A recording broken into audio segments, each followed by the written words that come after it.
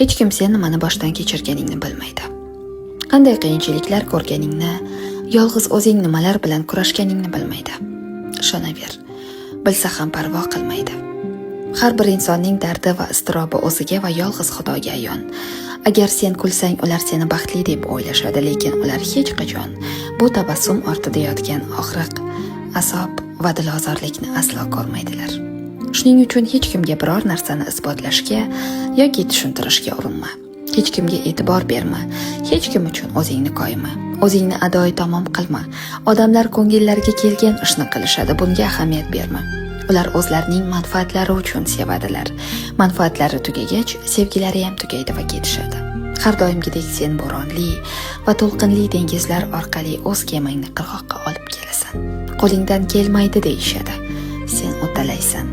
Qutulib chiqa olmaysan deyishgan har qanday vaziyatdan sabr bardoshing bilan yana qutulib ketasan.